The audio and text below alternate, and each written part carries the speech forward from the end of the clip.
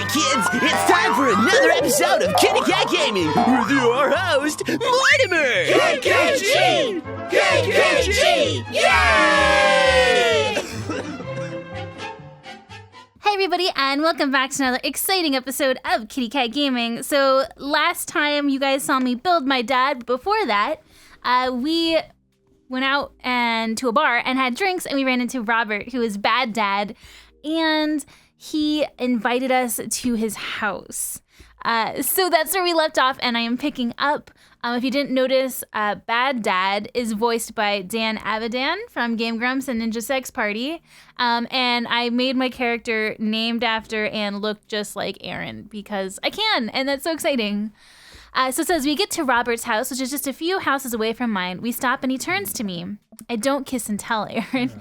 So are we doing this or what? What? You know, do you want to come inside or not? A wave of realization rushes over me. I blush. Should we lay it on smooth, smile and nod, or say no, thank you? Let's just smile and nod. I want to keep my options open. Let's do it, says Robert. I follow him up to his door. He fumbles with his keys for a second and unlocks the door, leading me inside. The moment the door closes behind us, he pushes up against the wall and kisses me, grabbing my hips. Oh my God. Come on. Robert takes my hand and leads me up the stairs into what I assume is his bedroom, but it's so dark that I can't see anything but Robert's intense expression. He kisses me again and I can hear him shucking off his jacket. I clumsily take off mine too. His hands roam down my chest and suddenly he's tugging at my belt. Oh my God, you guys, we started at such a racy part. I don't normally do this. Do you want to stop? I'm gonna say yes. Actually, I should probably get going. Robert steps back. All right. And I'm only saying no to this because I have some insider information about where this takes us later in the story, so I'm just gonna avoid it. Aaron says, I think I'm gonna head home. Sorry. Nah, it's cool. I head home, my head still spinning with the anxiety of turning Robert down. The sight of the couch helps me compartmentalize, though, and before I know it, I'm having dreams about my teeth falling out, which is a very common thing. If you have dreams about your teeth falling out, don't worry, it's very normal, and it usually means that you feel insecure about your looks or things that are going on in your life. So there's that. Says, I wake up to a text from an unknown number. Rise and shine, early birds. Still want to work out? This is Craig, by the way. Holy crap, it's 6 a.m. Who does 6 a.m. anymore? Without realizing it, I drift back to sleep. Whoops, must have winked back out. I check my phone again. It's Craig again. Hey, bud, still want to get your swole on? I'm ready to tear up the track. Hit me up. God, the last thing I want to do right now is work out. But it is Craig. I do want to catch up. Go back to sleep. Fuck waking up early and working out. I shoot a quick text to Craig to apologize for bailing and immediately fall back asleep. Ha ha ha. Oh man, how long was I out for? What time is it? I look over at the clock. It's 3:55 p.m. Oh my God. I have to be at that parent-teacher conference in 5 minutes. I jump out of bed, throw on the nearest clothes, and run out the door. Oh my God, we fucked up, guys. I arrive at Amanda's school, checking at the front desk. They give me a bright orange visitor sticker and send me on my way. I feel pretty haggard after not brushing my teeth or showering, but hopefully nobody will notice. Oh my God. I check my watch and I'm relieved to see I am only 2 minutes late. Wait, was it room 103 or 108? I spot a youth standing at his locker and approach him for help. Excuse me, do you know where Mr. Vega's classroom is? The youth turns around and looks me up and down with heavily lined eyes. Oh my God, look at that kid. He's so goth, so edgy. Sigh. Come on, kid, I'm late for a meeting. Mr. Who? Mr. Vega. I don't know, have you tried the exit? Okay, wise guy, are you gonna help me or not?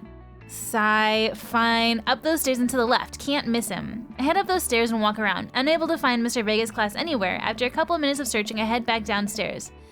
That punk youth sent me on a wild goose chase. I get back to where that low-red Gerard Way is standing, fully ready to give him a piece of my mind, when suddenly a head pops out of the classroom next to his locker. Lucian, don't you have a third period to get to? Sigh. Fine, Mr. Vega. Wow! Now I'm officially 10 minutes late. I glare at him as he walks away. We are not cool. You must be Aaron. I can't get over it's Aaron. This period's almost over. Would you mind waiting in the back? No teacher schedules parent-teacher conferences during school, by the way. I always thought they were like after school. Mr. Vega leads me in and I take a seat in one of the comically small students' desks in the back. I might get stuck in this. Oh. All right, where were we? Now, who can tell me about the unreliability of the narrator in J.D. Salinger's Catcher in the Rye? Yes, Colin? Colin stands up and does the thing where he blows into the crook of his elbow to make a fart noise. Oh. The whole class erupts in laughter. All right, everybody, very funny. Colin, please sit down.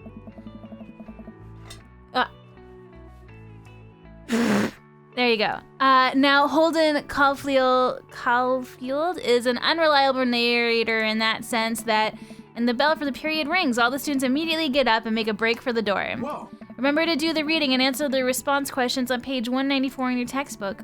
Nobody's listening. Or not, I guess. Mr. Vega turns to me and sighs. Middle schoolers, right? I freaking love his hair and his outfit and everything. This guy screams dad. Holy shit, guys. The only thing I would change about him is his color palette, because like he's all like one color, right? It'd be cool if he had like a different color suit on. But personal opinion. But he like screams dad, he screams teacher. I love it. Don't you teach high schoolers? Both, you know, budget cuts. Right. Oh. Thanks so much for coming in. No problem, Mr. Vega. Oh. Please, call me Hugo. Damn, I don't normally do these impromptu parent-teacher meetings, but as I am sure you know, Amanda's a very bright student, and I'm concerned about her recent behavior. What's going on? Amanda has never been the most engaged student, but I know she cares. Recently, though, she's been falling behind. She's not completing assignments and is doing rather poorly on tests. I normally chalk this up to senioritis, but this is strange. I thought Amanda's always shared everything with me. It hadn't even crossed my mind that something might be wrong. I just wanted to ask, is everything okay at home? Well, I mean, they did just move. Like, that's huge. But she's still going to the same school, so like it shouldn't be affecting her school life at all. So we're gonna say we just moved. Well, we just moved recently, but it was only to the other side of town, and Amanda was more excited about it than I was. See if you can talk to her about it. I know she values you a great deal and would appreciate your guidance if she keeps heading down this road. I don't know how important art school is to her, and I would hate to see her miss out on the scholarship money that she clearly deserves. Not everybody gets scholarship money though, dude. I'll make sure to talk to Amanda. Thanks for letting me know, Hugo. Anytime. On my way out, I stopped. Thinking for a moment, I turned to Hugo.